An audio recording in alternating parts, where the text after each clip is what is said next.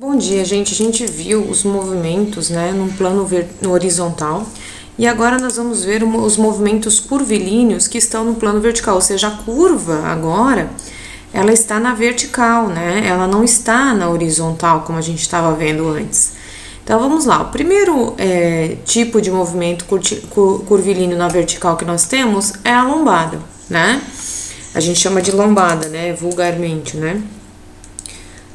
Então a gente pode usar o primeiro tipo, né, de movimento curvilíneo vertical é a lombada. Então quando o carro passa numa lombada, vejam, se o movimento é curvilíneo, eu tenho que ter uma força centrípeta e ela aponta para o centro, certo? Então eu tenho que ter uma força centrípeta, ele chama de RC, né? RC para ele é resultante centrípeta, é o mesmo que força centrípeta, tá? Então eu tenho que ter uma força centrípeta e essa força tem que apontar para o centro. Então esqueçam agora a força centrípeta, vamos ver quais forças tem no veículo mesmo. Se eu fosse pegar o carrinho, né? E analisar somente o carrinho em cima dessa curva, né? Eu tenho para baixo o peso, para cima a normal. Cuidado, tá? No movimento em linha reta, a normal e o peso são iguais, tá? O peso para baixo, normal para cima.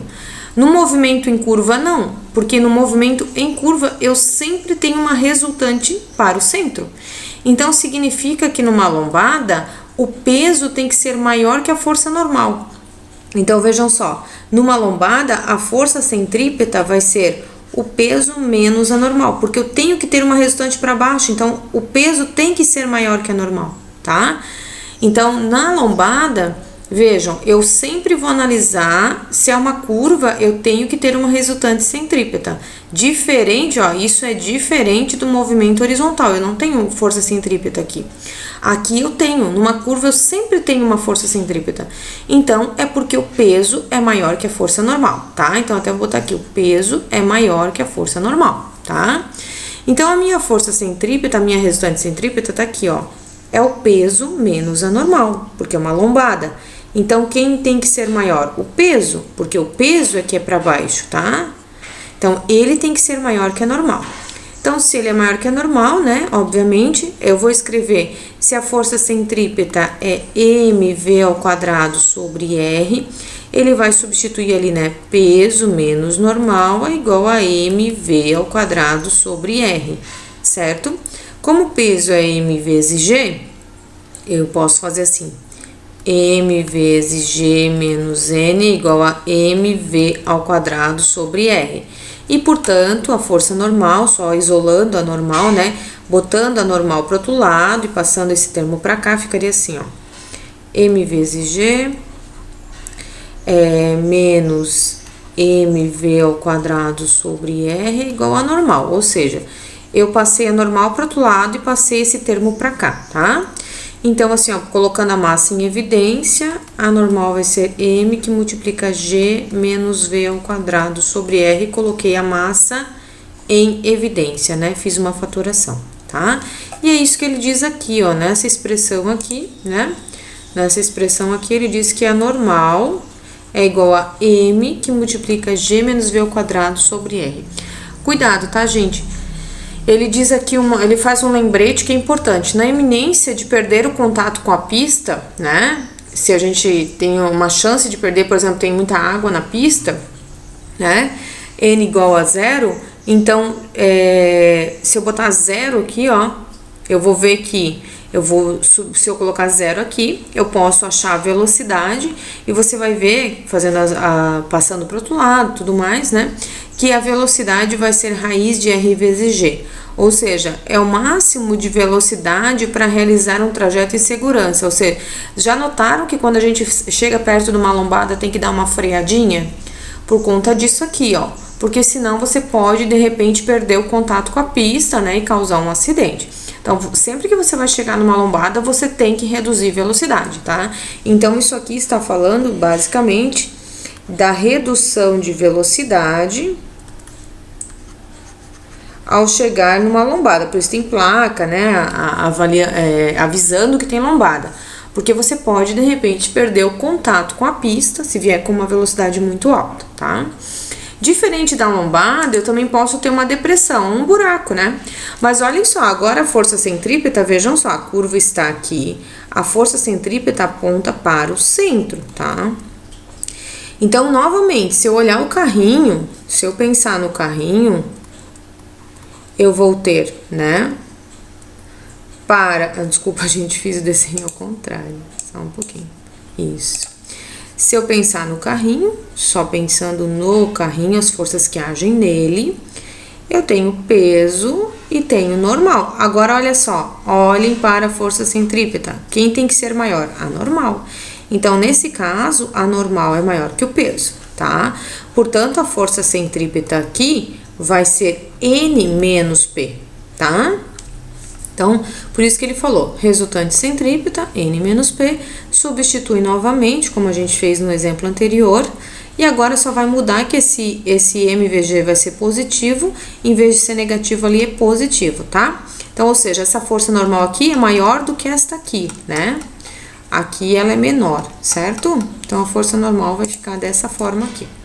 Depois a gente vai fazer um exemplo, vocês vão ver o que eu estou falando, tá? Então, numa depressão, né, que é um buraco, é diferente de uma lombada, tá? Bom, obviamente também que eu vou ter uma velocidade mínima, se eu pensar na normal igual a zero, se eu perder o contato, é muito difícil, que a normal aqui é alta, né? Mas tudo bem. Ela tem mais pressão para baixo, tá? Mas pode acontecer, as pessoas conseguem fazer de tudo. Globo da morte, né? O globo da morte, a gente vai analisar 3 possibilidades, né? Quando ele está lá no alto, quando ele está na lateral e quando ele está na parte inferior. Vamos começar pela parte inferior.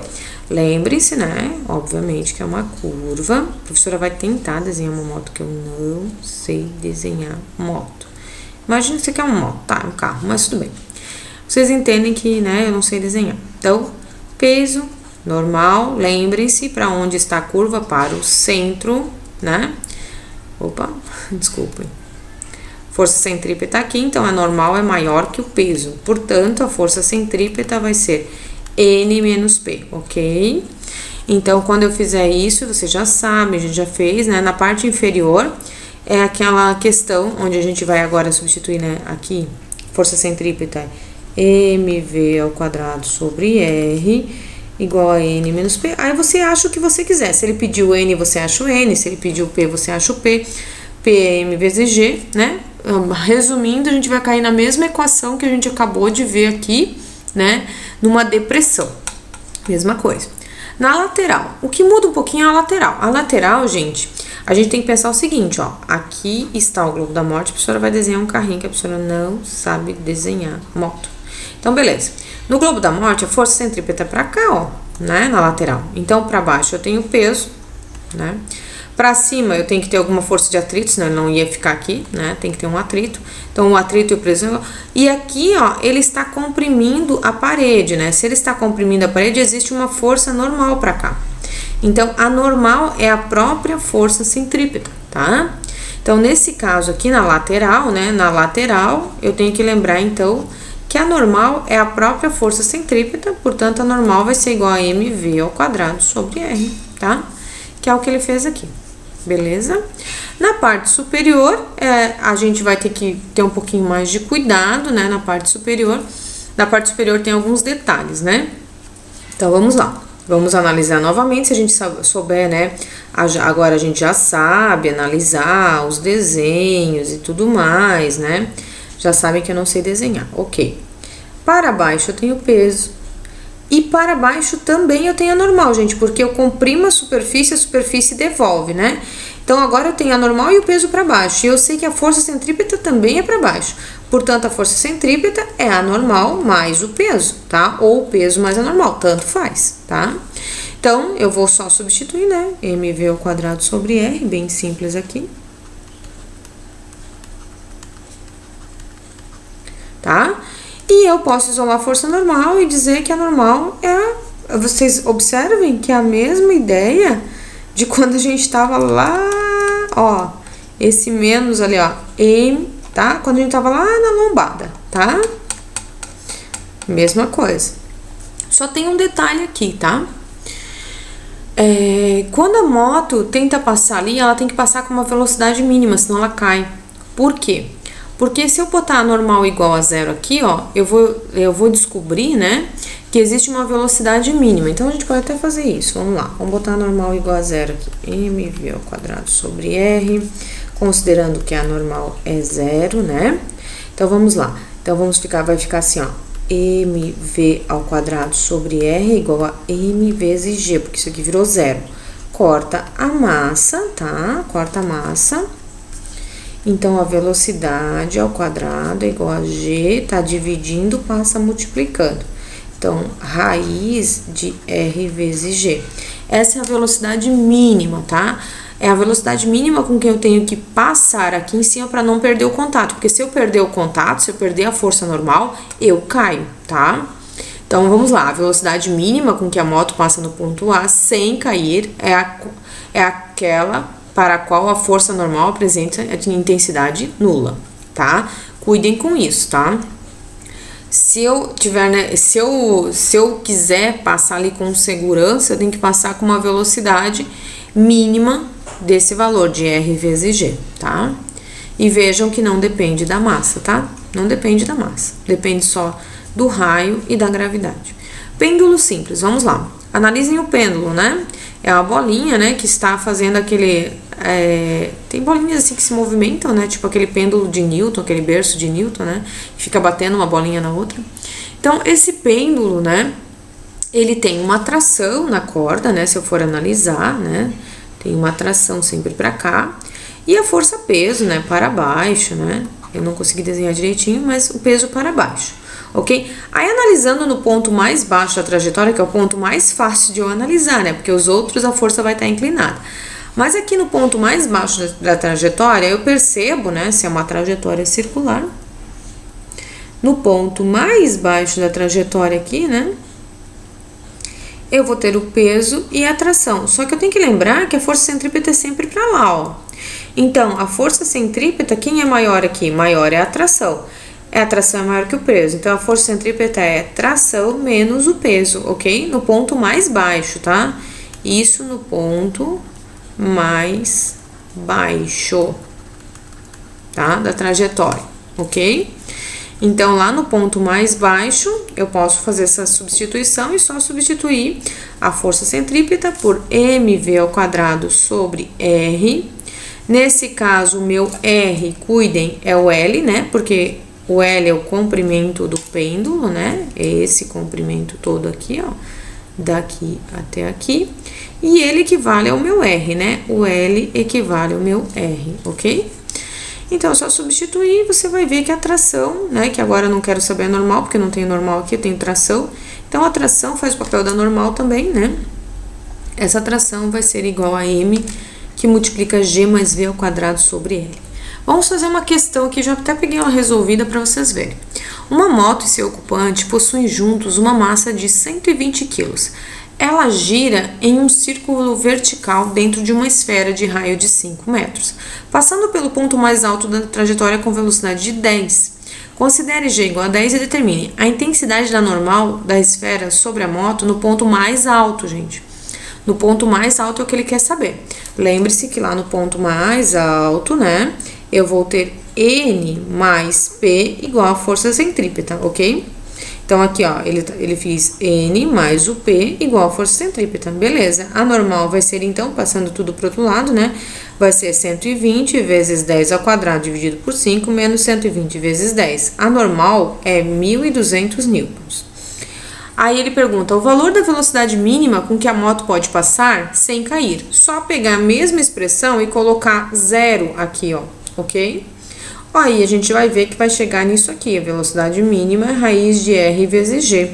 O raio é 5, a gravidade é 10, a velocidade mínima é 7,1 metros por segundo, ok? Bem simplesinho esse exercício, mas é o que a parte de movimento circular na vertical é bem simples.